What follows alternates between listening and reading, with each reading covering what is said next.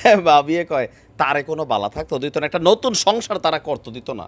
দোনোটাই যা শুরু করছে, নমুনাটা তো খারাপ। দর্শক, গতকালকে থেকেই গণমাধ্যমে আপনারা খবরটা অলরেডি পেয়ে গেছেন, দাওয়াত খাওয়ার জন্য অনেকে রেডিও হয়েছেন যে তৃতীয় বিয়ের জন্য প্রস্তুতি নিচ্ছে শাকিব খানের সম্মতিতে তার পরিবার। আর এই খবরের পরপরই হঠাৎ করে নায়িকা অপু বিশ্বাস যেই সব বক্তব্য দেওয়া শুরু করছে, এতদিন বুবলি যা করতো এখন অপু বিশ্বাস সেই একই কাজ করছে। এই পর্যন্ত গণমাধ্যমে কখনোই তার শাকিব খানের সাথে প্রেম, বিয়ে, কোথায় কিভাবে খুঁটিনাটি এই তথ্যগুলো দেয় নাই। এখন গতকালকে তিনি একটা বক্তব্য দিয়েছেন একটা গণমাধ্যমকে, হঠাৎ করে শাকিব খানের সাথে তার কেমনে বিয়ে হয়েছে। এখন এগুলা কইরা শাকিব খানের মান সম্মানই নষ্ট করার হয়তো চেষ্টা। তো চলুন দেখে, অনেকের মধ্যে চিন্তা ছিল, আমারও জানার ইচ্ছে ছিল যে বিয়েটা কেমনে হইল। একটা গণমাধ্যমে এসে ব্যক্তিজীবন নিয়ে বেশ কিছু তথ্য দিয়েছেন অপু বিশ্বাস। তার বক্তব্য আমরা যদি একটু দেখি যে দর্শক মহলে যখন বেশ পরিচিত হন, শুরুতে তারা একে অপরের সহকর্মী ছিলেন। এক পর্যায়ে নিজেদের মধ্যে গড়ে ওঠে সখ্যতা, আর সেখান থেকেই প্রেম, তারপর বিয়ে আর দাম্পত্য জীবন জুড়ে আব্রাম খান জয়। আর কিভাবে বিয়ে হয়েছিল সেই সম্পর্কে অপু বিশ্বাস একটু পেছন থেকে সম্ভবত গল্পটা শুরু করলেন। তিনি বললেন যে মা কখনোই নায়িকা ভাবেননি আমায়, মানে ওনার মা ওনাকে নায়িকা ভাবেননি। বলা হচ্ছে যখন দুজনের মধ্যে সখ্যতা হয়ে ওঠে তখন মগবাজারের একটা ডুপ্লেক্স বাসায় থাকতো নায়ক শাকিব খান এবং তার পরিবার, মানে তার বাবা মা সহ সেইখানে থাকতো।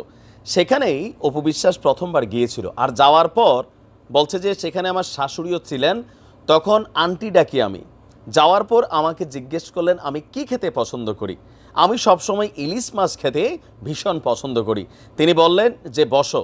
তো এরপর তিনি আপনার কি বলা হয় যে অপু বিশ্বাসের জন্য ইলিশ মাছ তিনি ভাজেন এবং শ্বশুর শাশুড়ি তারা একসাথে বৈশা ইলিশ মাছ খান।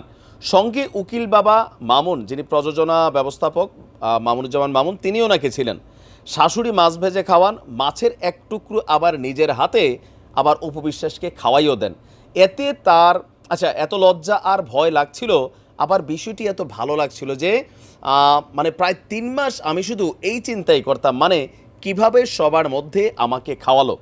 একবার এক লোকমাও তিনি খাইয়ে দিয়েছিলেন।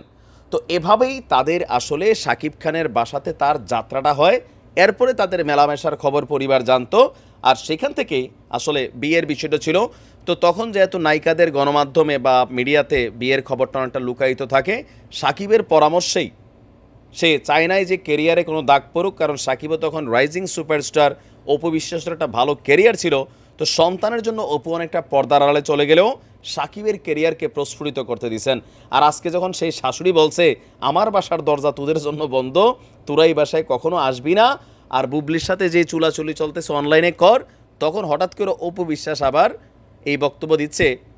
এটা কি বুবলিকে উদ্দেশ্য করে দিল নাকি সাকিবের আপকামিং নতুন বউকে উদ্দেশ্য করে দিল, সেটাই হচ্ছে কথা। তবে সাকিবের কপালে ভাই আমরা দেখতে চাই যে কোন ভাবি আসে রাতারাতি একটা হিউজ ভাইরাল তো হবেই। সাকিবের উচিত একটা বিয়ে কইরা ফেলা, খেলা হবে। হ্যাঁ, দানে দানে 3 দান নাকি।